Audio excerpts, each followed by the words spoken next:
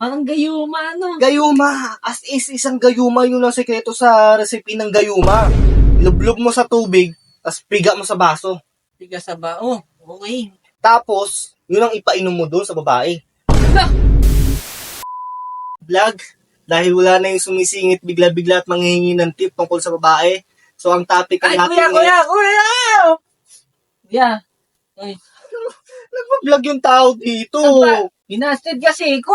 Ano naman, problema ang babae na naman yan eh. Yung sinasabi ko sa'yo, babae ako tapos Ina nga, binasted ako nitong, di daw niya ako gusto. Hindi ako papayag nun. Hindi ako papayag ng ganun. binastad ka na pala eh. Tigilan mo na, maghanap ka na ng iba. Hindi mo Ako? kailangan pagtungunan ng pansin yan Walang kasi tumatanggi dito. Hindi ako papayag ng ganun. Kaya ka nga nandyan eh. binastad ka na. Ay, gawin paraan para Eh, hindi ko pwede mabaliktad. kasi sabihin basta-basta yung mga teknik ko. Alam mo namang sa akin lang yun. Eh na nga. Alam naman natin na sa'yo lang yun. Pero pwede mo naman kasi i-share. Sige na. Oh, sige, papayuhan kita, binastad ka na, di ba? Oh. Move on na. Hindi yun ang ibig ko sabihin. Move on na, binastad ka na eh. Pasagutin natin yung babae.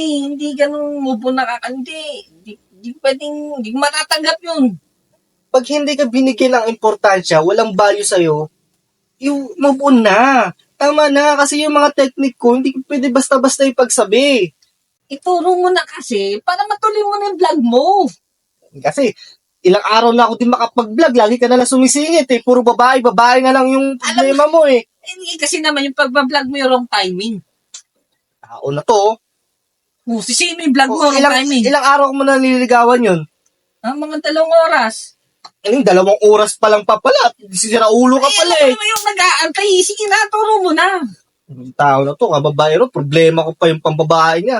Hindi mo na kailangan bigyan pang babae. Sige, pasagutin lang natin. Ang kulit yun. mo, ito na. Ayan, Ito na, ang kulit mo. Ha? Meron akong technique Yun. na pag talagang hindi mo makuha yung babae, Oh? ito na yung plan B. 100% effective to. Yan, Ha? yung gusto ko. Tama, sa'yo ko lang sinasabi to, hindi ko pinagkukwento sa iba. Huwag ka mag-alala, sa atin lang yan. Ito ang gagawin mo. Makinig ka ha. Oh. 1 linggo kang hindi maliligo. Seryoso ka? Gusto mong malaman yung technique ko, yun ang gawin mo. Sige. Pagtapos, 1 linggo ha. hindi ko, tagal na. 1 linggo, basta 1 linggo kang hindi maliligo. Okay? Okay. 1 linggo. Walang ligo yun ha, kahit punas-punas, wala yun. Wala. Kailangan talaga mangamoy ka. Oo, sige. Kailangan mangamoy ka, na mabaho ka, ganun.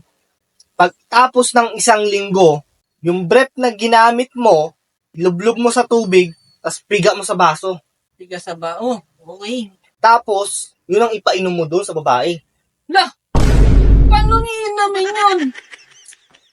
Oo, magkukulay tsa yun, pero Haluan mo ng Diyos para mag-iba yung kulay tsaka yung amoy. Hindi niya na mapapansin yun. Sabi ko sa'yo, ang dami ko nang ginawang ganyan sa ibang babae. Eh, naku, gugulat ka na lang. Nagchat-chat na sa akin, punta ka dito sa bahay, wala si mama, papa. parang gayuma, ano? Gayuma, as is, isang gayuma yun ang sekreto sa recipe ng gayuma.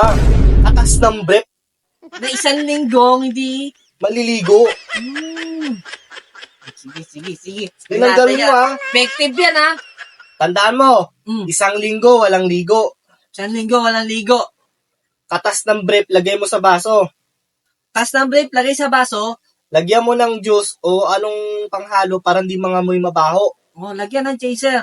Tapos painom mo dun sa babaeng gusto mo. Ang problema ko na lang ngayon, paano ko siya mapainom? Sige. Gawin natin yan. Tao na to. Lagi na lang nanghihingi ng tip. Puro babae. Problema ko pa. Ay, nako.